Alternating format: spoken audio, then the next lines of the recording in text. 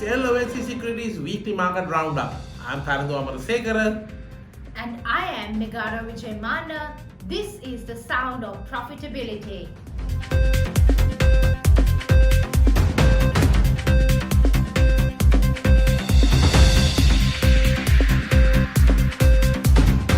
Sri Lanka has run a surplus in the current account of the budget in the 9 months up to September 2025, where total revenues exceeded current spending.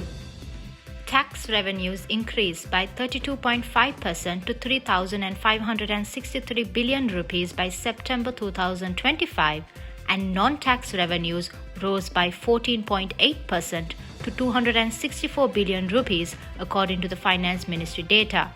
The total revenues grew by 31.1% to 3,827 billion rupees. Recurrent spending grew by 11.2% to 3,821 billion rupees, including salary hikes given to Sri Lanka's public sector, overstaffed with unemployed graduates, and with a high military budget despite the war ending in 2009.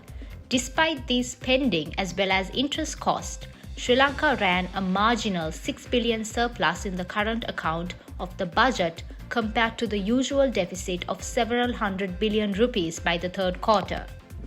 The governments of Sri Lanka and Australia have entered into a bilateral debt restructuring agreement that involves USD 39 million. Now, this is intended towards allowing Sri Lanka to have better debt sustainability. Government of Australia has agreed to extend debt relief to Sri Lanka by rescheduling outstanding debt obligations. This reflects the strong commitment of the Government of Sri Lanka to conclude the external debt restructuring process in a timely manner following the MOU reached with the Official Creditor Committee. Sri Lanka is expected to see a boost in passenger volumes and flight operations, supported by the introduction of new airline schedules and expanded route offerings. The AASL said both main airports in Katunayaka and the airport in southern Hambantota will see new flights and expanded routes. The AASL said Kuwait Airways will resume flight operations to the main Bandaranaike International Airport on the 27th of October and operate 4 flights per week, while Belavia Airlines, the flag carrier of Belarus, will commence operations as a scheduled charter from the 28th of October to Hambantota Airport.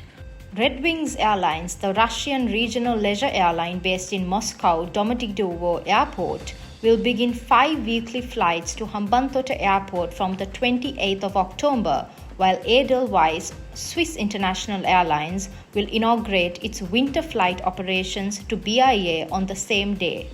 According to data from the EDB, Sri Lanka's service exports rose by 3.18% compared to a year ago in September 2025 to $306.09 million. This was mainly driven by strong performances in the ICT and BPM and financial services sectors. This also helped to offset declines in transport, logistics, and construction.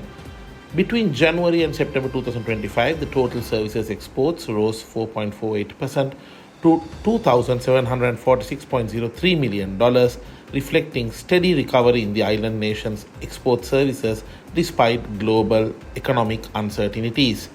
The ICT BPM sector emerged as the standout performer, surging 27.05% to $157.76 million in September compared to the same month in 2024. The financial services segment also showed remarkable growth, soaring 229.5% to $5.80 million, signaling renewed investor confidence. According to the Institute of Policy Studies, Sri Lanka's digital economy is valued at around 1.3 trillion rupees, accounting for 4.5% of the national GDP. Digital businesses and online platforms are driving innovation, creating new products, and reducing transaction costs, while supporting sustainable economic growth and competitiveness. The Institute of Policy Studies noted that information and communication services have become a key driver of services sector, contributing steadily to the economy in recent years. The upward trajectory has been accelerated by the global shift towards digitalization, particularly during the COVID-19 pandemic, which expanded demand for digital solutions. Time for the corporate highlight.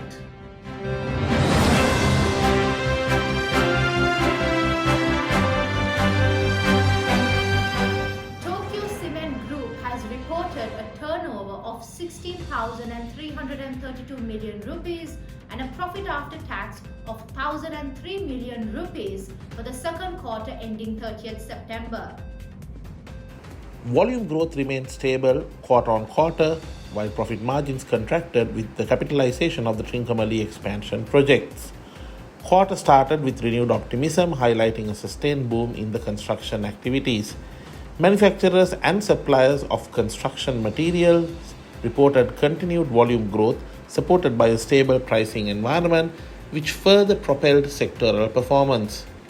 Reflecting the steady recovery, September recorded the highest sales volumes in cement sales since the onset of 2022 economic crisis.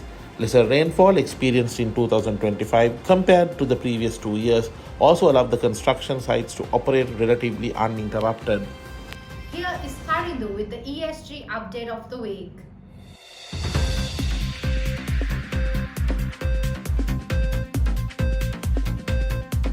With damages due to climate change exceeding Rs 50 billion annually in Sri Lanka, the national government has launched a new climate financing strategy 2025-2030 to address this matter.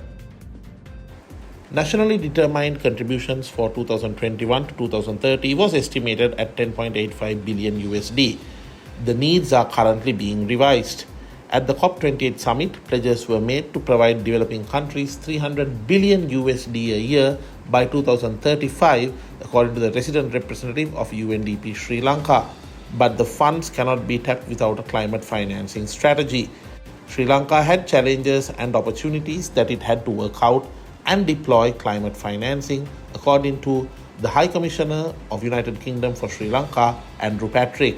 Sri Lanka had untapped potential in offshore wind energy, but there were also threats to biodiversity and agriculture, the High Commissioner said. Here's Megara with the international update of the week.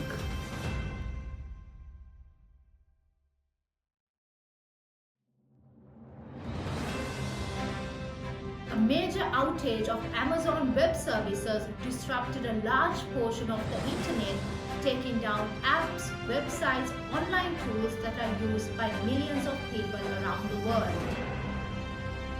The problem started in one of AWS's main data centers in Virginia, its oldest and biggest site, after a technical update to the API, a connection between different computer programs of DynamoDB, a key cloud database service that stores user information and other important data from many online platforms. The root cause appears to have been an error in the update that affected the domain name system DNS, which helps apps find the correct server addresses. A DNS works like the internet's phone book, turning website names into the numeric IP addresses that computers use to connect to servers. The outage affected dozens of websites, including Snapchat, Pinterest, and Apple TV, according to Down Detector. Other communication apps were also affected, including WhatsApp, Signal, Zoom, and Slack, gaming services such as Roblox, Fortnite, and Xbox, and places like Starbucks. Etsy also experienced issues. In the United States, people were having issues with financial apps as well, including Venmo. And that's it for this week's LOLC Securities Weekly Market Roundup. No matter what investment decision you make it with the right intent. We will see you in a brand new week.